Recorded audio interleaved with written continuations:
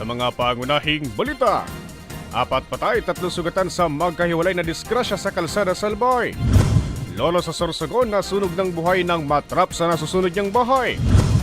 Anak sugatan ng tagay ng kanyang lasing na sa Camarines Norte. Lolo inatake ng killer bee sa Malilipot, Albay, patay. At ika-160 anibersaryo ng kapanganakan ni General Simeon Ola, ginunita.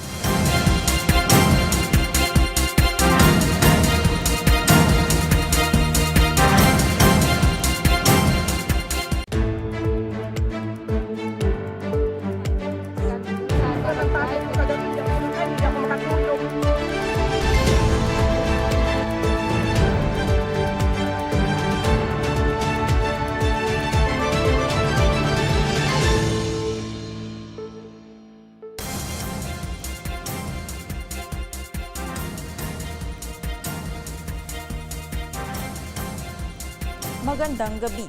Narito na ang mga balitang dapat ninyong malaman ngayong Martes, ika-2 araw ng Setyembre. 2 ang patay habang 3 ang sugatan sa salpukan ng tricycle at truck sa lungsod ng Tabaco kaninang umaga. Nawalan umano ng preno ang truck kaya nauwi sa disgrasya.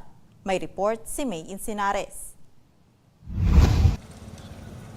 Nakahandusay at duguan sa gilid ng kalsada sa barangay Kinastilyohan, Tabaco City ang 2 lalaking ito matapos na masalpok ng cargo truck ang kanilang sinasakyang tricycle alas 9:20 kaninang umaga. Sa lakas ng impact, nagkalat sa lugar ang mga nawasak na parte ng 2 sasakyan. Ang tinderang ito, nakita pa raw ang pagtilapon ng mga lula ng tricycle. Isa na rito ang isang bata na agad niya raw sinaklolohan. Nagupa ko sa pungkahan ng gulong-gulong. Tapos, pagkaanak ng nabugulin, pumasok na ako. Tapos, nung nanagos na ako doon ko sa mga kuntuan, nung nananok ako, parang sumanpok. Kaya, kunong ko doon ko sa mga kansaga, nung nakunta ako, nung bata pa na, agun na sa kansaga. Gulo sa kung kagun sa kansaga, kuluha ko yung bata. Kasi naawa ako, kung ng bata na bubuan. Pagkakuha ko ng bata, naka-anggusan sa kansaga, pagkakuha, kuluha ko siya, parang nakulos na, tapos binuha namin yung nanakong pumunong na sa akin, parang nagusong siya. No, kunaupo namin yung sa bunog, tapos ninak na namin yung Agad naman na napasugod sa lugar ng insidente ang kapatid ng isa sa mga nakahandusay na biktima. Ang masabi ko lang po sa driver truck, dapat maging maingat po kita sa pag-drive kasi ako po driver naman po ako.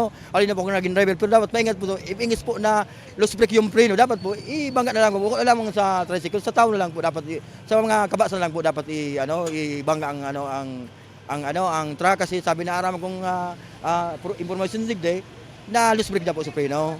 Ang masabi ko lang po, lalo po sa PNP Tabaco, PNP Manila, sana po, tabangan po kami na magiging justisya sa Kuyang Tugang, na matawan lamang ni Kimaray na ariglaw, na palubungin sa tama, matawang kita sa perwisyon niya po bilang buhay si Dinagadan, dapat matawan po ining kadigong aksyon kang management ng truck, na po dapat tawan ni Kimaray na atensyon na mapalubong sa tama, matawang kita mga ariglaw, dahil na po kami makaso, dapat ariglaw lang po. Kinilala ng Tabaco City Police Station ang mga sugatang biktima na isang 3 taong gulang na bata, 51 anyos na lola nito, 23 anyos na babae na pawang isinugod sa ospital. Kinilala naman ang mga nasawi na isang 30 anyos na tricycle driver at ang 52 anyos nitong lalaking pasahero. Bago umano ang insidente, sumisenyas na sa mga nakakasalubong na motorista ang pahinante ng truck para ipabatid na nawalan sila ng preno hanggang sa tumama sa isang nakaparadang motorsiklo na ikinadamay ng naturang tricycle na magpipick up daw sana noon ng pasahero. Ito pong cargo truck came from or galing po ito sa Ligao City and heading towards sa city proper po ng Tabaco. Then napansin niya po na hindi na po kumakagat yung kanyang brake. So it was allegedly nawalan po siya ng brake. Then yun po, ito naman pong pampaserong tricycle ay puminto po sa gilid ng kalsada para kumuha ng mga pasahero. Dahil nawala ng preno yung truck, nabundol niya yung likurang portion ng tricycle. Kasi ito kasing isang motorsiklo, ma'am, yung single na motor po, nakapark lang naman po ito. Walang nakasakay na driver. Sa ngayon, ginagamot pa rin sa ospital ang 3 sugatang biktima habang nasa kustodiya pa ng Tabaco CPS ang driver at 3 pahinante ng truck para sa kaukulang disposisyon. Para sa mga balitang Tatak, Bicol, May Insinares. Sa Daraga Albay, patay din ang menor de edad na magkasintahan matapos na maaksidente sa kanilang sinasakyang motorsiklo at magulungan pa ng kasalubong na truck. May report si Mel Moral. Nakuhana ng CCTV ang pagkahulog ng isang motorsiklo sa lubak sa Barangay Mayon, Daraga Albay, alas 9:40 ng gabi nitong Sabado. Makikita rin sa video ang paglihis ng motorsiklo sa kanyang linya hanggang sa masalpok ito ng isang van truck na nasa kabilang linya. Dead on the spot ang 17 anyos na rider, habang dead on arrival naman ang 16 anyos nitong kasintahan. Paglabas ko, yung truck, may nabangga. Pagtingin ko, akala ko bata kasi maliit lang. Yun pala, yung dalawa, puro duguan. Yung lalaki, yung dito niya, talagang ang ng tama, fatal talaga. Yung babae, gumagalaw pa din, pero baka yung sa internal ang kasi walang dugo. Ang may dugo lang yung nakataob yung lalaki.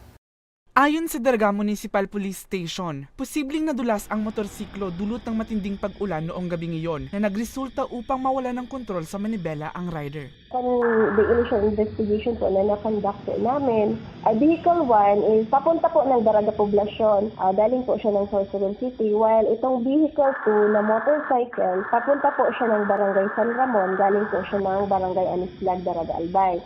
However, pagdating po sa place of incident, si Vehicle 2 or yung motorcycle po ay na-encroach na po yung lane na occupied ng Vehicle 1, yung truck, resulting to head-on collision po between the two involving vehicles. Hindi naman makapaniwala ang mga magulang ng magkasintahan sa kanilang sinapit.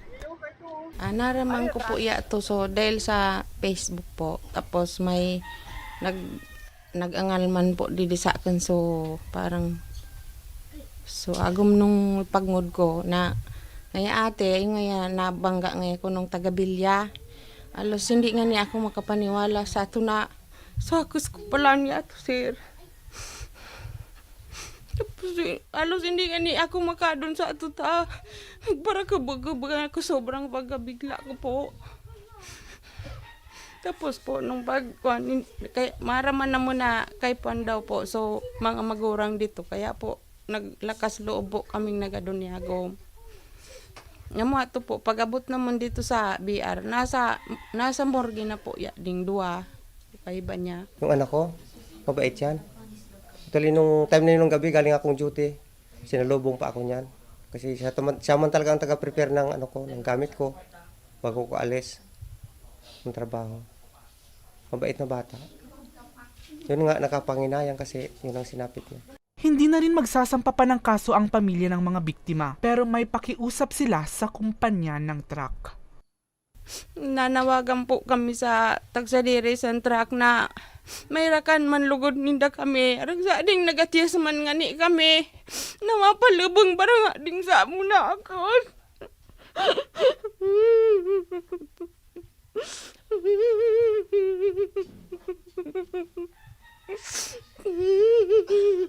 Nga sa di sir na pagalan nga ni kami sa ding sa pangural daw ng paggastos. Ang gusto kong iparating doon sa may-ari, makipag-coordinate man sa amin kasi sir kami mahirap lang na pamilya.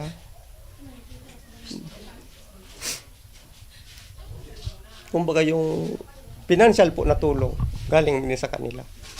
Yun lang po. Nanawagan din sila sa DPWH na ayusin ang kalidad ng pagkakagawa ng mga kalsada para hindi na ito pagmulan pa ng mga aksidente.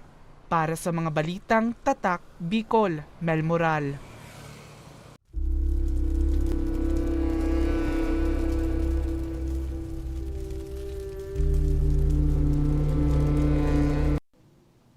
Pasintabi po sa mga manonood.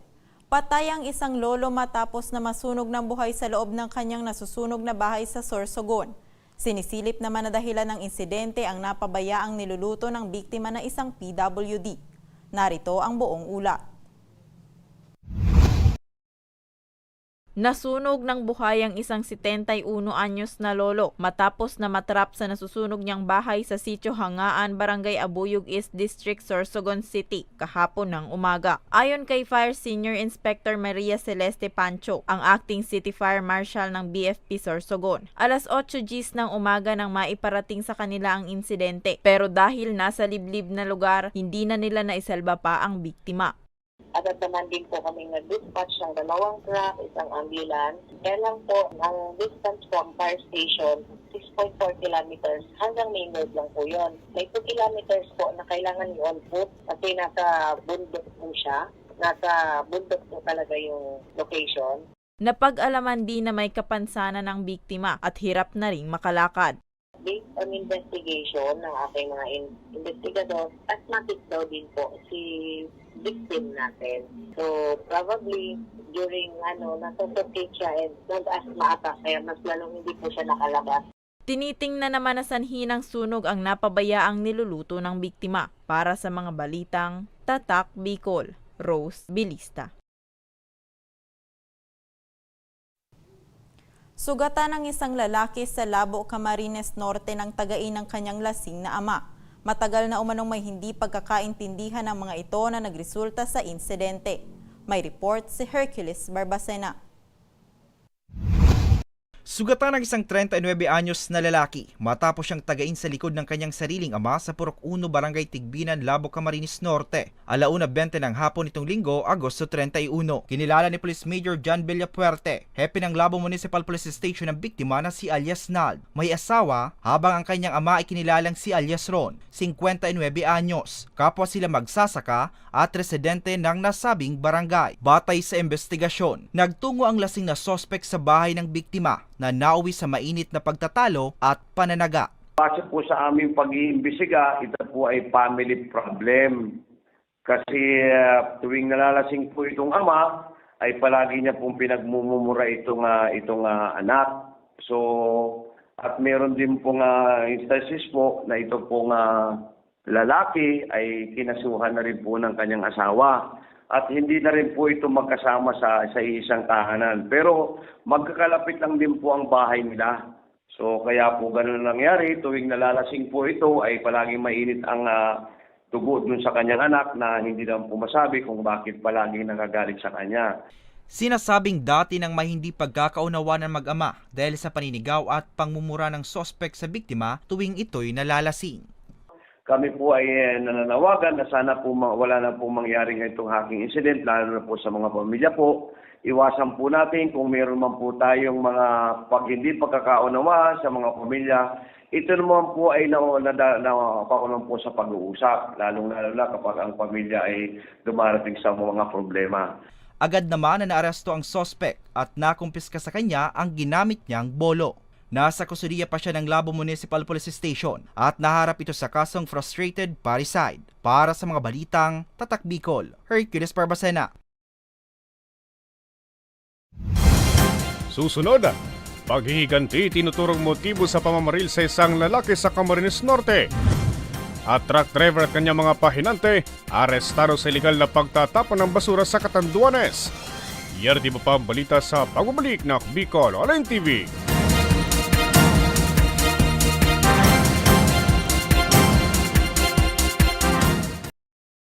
Libo-libo na ang mga nabigyan ng tulong medikal. Bata, matanda, kahit sino man, lahat ng mga may karamdaman, may maaasahan.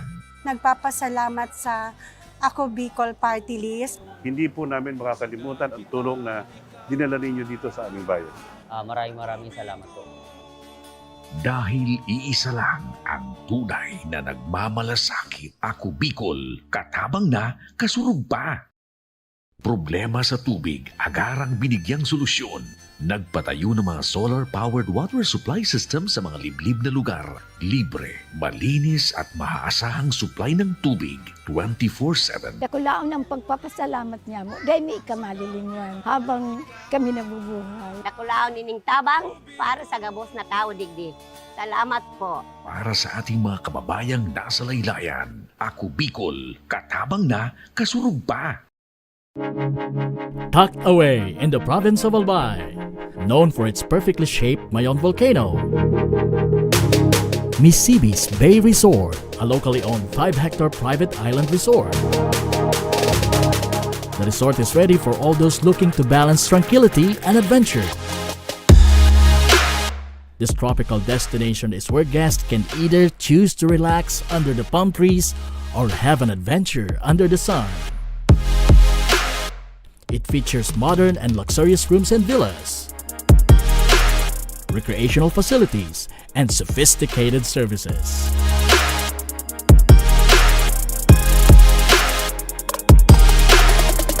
Come and experience Misibis Bay Resort, your tropical island getaway.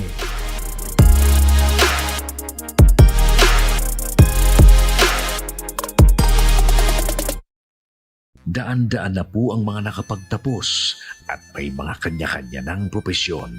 Sa kanilang pagpupunyagi, walang masidlan ang kanilang mga ngiti.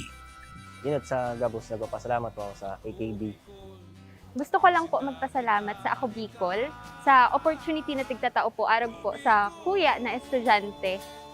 Dahil naandyan lang, katuwang lagi, Ako Bicol, katabang na, kasurug pa.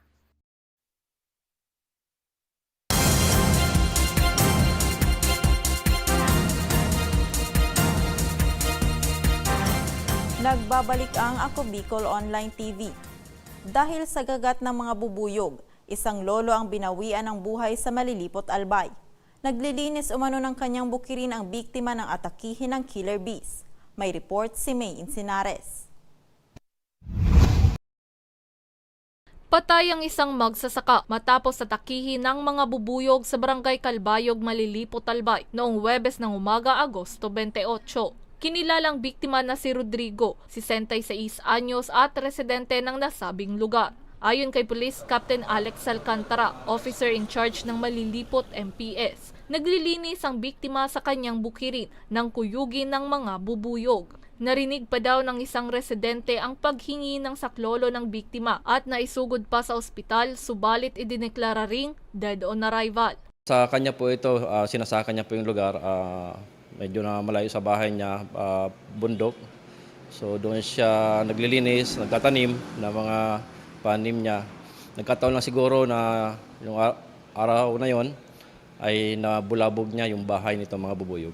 Yung mga bubuyog po, once naabala po yung kanilang tirahan, so atake po talaga sila. So ang reaction po sa katawan natin ay magkakaroon po ng allergic reaction sa katawan natin. So yun po siguro ang dahilan sa dami ng bubuyog na umatake sa kanya kaya hindi na siya nakalayo. Dagdag pa ni Alcantara, hindi ito ang unang beses na may nasawi sa kanilang bayan dahil sa kagat ng bubuyog. Isang residente rin kasi sa Barangay Binitayan sa naturang munisipalidad ang inatake ng mga bubuyog at binawian ng buhay mahigit 10 taon na ang nakalipas. Siguro po, considering po na yung lugar ay bundok, so kulang po yung mga tao nakatira doon. So siguro mas maganda doon sa mga bubuyog na makatira doon. So it so happened na itong magsasaka natin ay doon din na nagtatanim. Ito na po ang pangalawang pagkakataon na may natake ng bubuyog dito, pero yung unang pagkakataon po ay matagal ng panahon na po. So halos isang dekada na yung unang insidente ng pag-atake ng bubuyog. Yung unang insidente po ay nangyari po sa Barangay Binitayan. So matagal na panahon na rin po at yung biktima doon ay isang babae.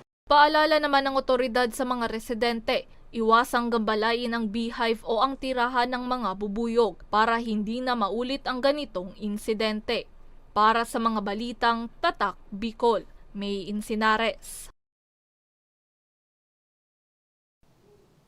Paghihiganti ang nakikitang motibo ng PNP sa nangyaring pamamaril sa isang lalaki sa Jose Panganiban, Camarines Norte. Agad naman na nahuli ang sospek sa ikinasang hot pursuit operation ng PNP sa Lupe, Camarines Sur. May report si Angeline Dagta. Paghihiganti ang motibo ng sospek sa pamamaril sa isang lalaki sa Purok 2, Barangay Luklukan Sur sa Jose Panganiban, Camarines Norte, alas 10:23 ng gabi nitong Sabado, Agosto 30. Ayon kay Police Major Norwen Abilida, hepe ng Jose Panganiban MPS, nagsumbong umano sa sospek ang kapatid nito patungkol sa panununtok ng biktima habang bumibili sa isang tindahan. Dahil dito, sinugod ng sospek ang biktima hanggang sa mabaril sa dibdib. Umawat naman ang kapatid ng sospek, subalit sinaksak naman ito sa leeg ng sugatang biktima. Isa pang lalaki ang dumating at inagaw naman ang patalim sa biktima at sinaksak naman ang sospek. Dahil sa daplis lamang sa braso, nakuha pa ring tumakas ng namaril na sospek at ng isa pang lalaki na nanaksak naman sa sospek. Ang follow-up po namin, nagpunta kami dun sa bahay, inausap namin yung pamilya, pinuntahan din namin yung mga ospital, pati po yung ating adjacent municipalities. Nakamonitor din po dito ang ating region at ang ating provincial office. So nagbigay po ng mga instruction, nagpakandak po tayo ng mga checkpoint sa mga posibleng daanan. Ang naging lang po natin dito, kaya hindi kagad nahuli, ay hindi po maibigay ang tamang description ng suspect. Kung ano yung talagang gamit niyang motor nung tumakas siya, hindi po agad naibigay po ng mga witness natin. Kaya po siya nakaalis. Agad na isinugod sa ospital ang biktima at ang kapatid ng sospek. Nahuli naman sa hot pursuit operation sa Purok 6, Barangay Looc, Lupi, Camarines Sur ang tumakas na sospek. 1:20 ng hapon nitong Linggo, Agosto 31.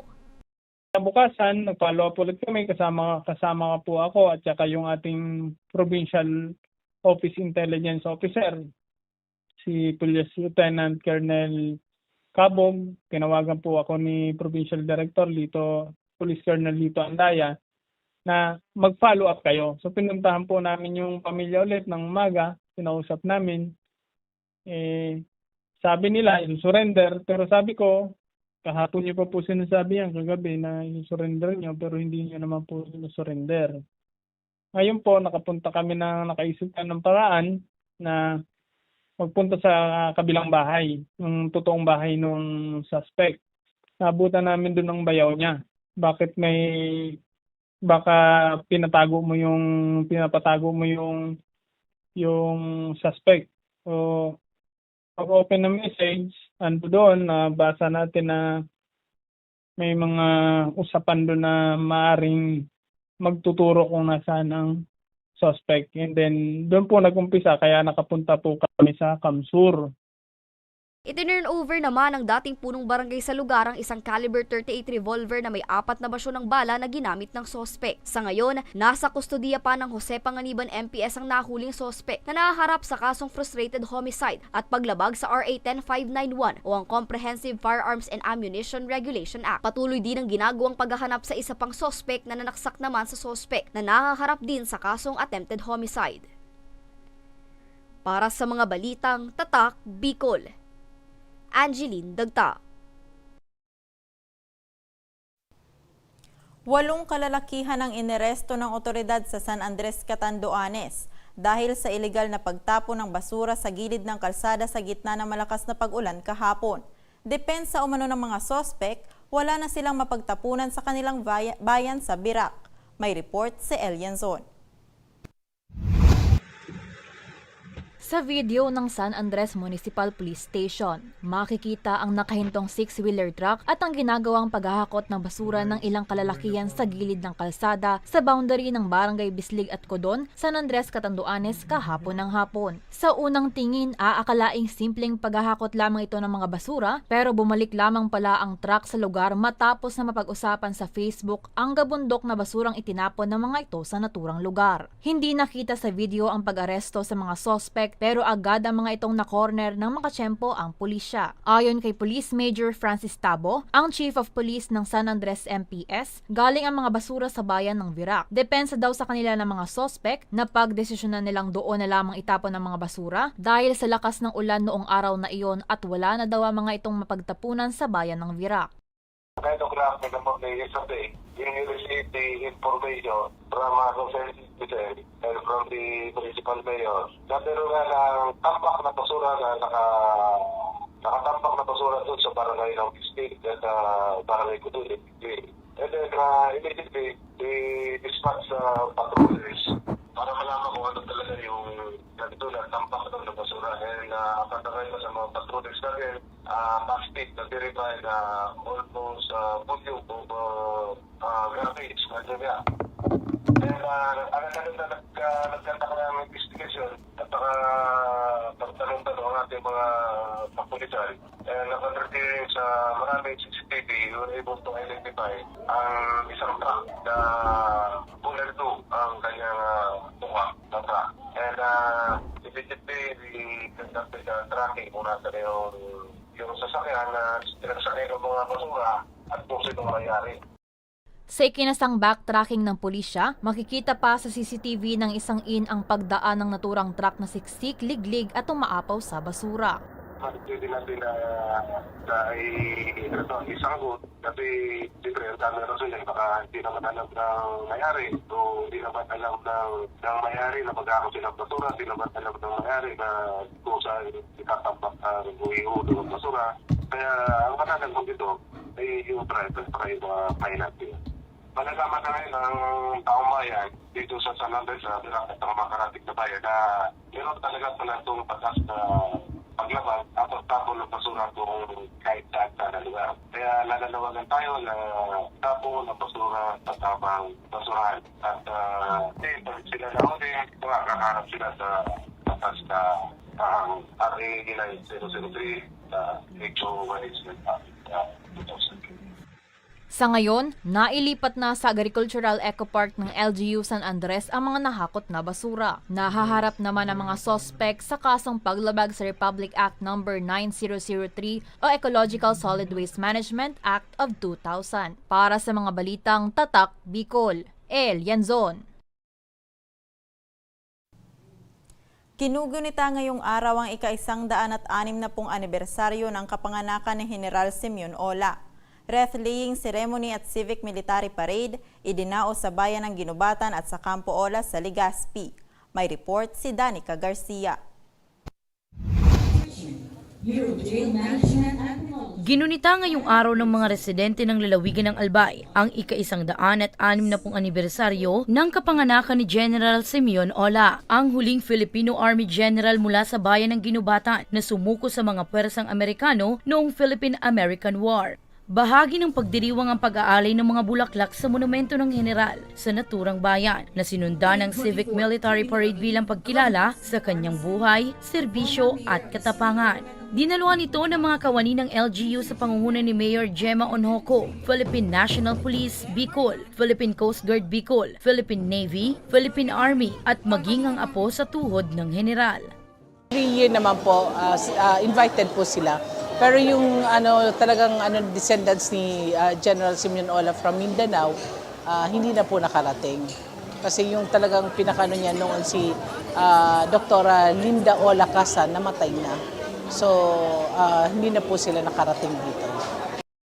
Kaugnay nito, nagdaos din ng wreath-laying activity sa loob ng Camp Simeon Ola sa Legazpi City. So, first of all, gusto ko pong magpasalamat sa mga bisita natin and syempre above all kay God kasi maganda yung panahon natin. So talagang pinagdasal natin na hindi tayo ulanin and maganda naman, hindi masyadong maaraw, hindi nainitan masyado yung participants natin, and to the government officials and uniformed men, thank you very much for joining us in this simple celebration po sa Ola Day. Maaalala, September 5, 1903, nang tuluyang sumuko si General Ola sa mga dayuhan. February 14, 1952, nang siya'y yumao bilang pagpupugay. Noong June 24, 1991, ay ipinangalan sa kanya ang Camp Simeon Ola na dating tinawag na Camp Ibalon. Sa ilalim naman ng Republic Act 11136, idiniklara ang September 2 ng bawat taon bilang special non-working holiday sa buong lalawigan bilang pag-alala sa anibersaryo ni General Ola na tinawag naman na Simeon Ola Day. Para sa mga balitang Tatak, Bicol, Danica Garcia. At yan ang mga balitang nakalap ng Ako Bicol News Team. Ako po si Rose Bilista. Salamat!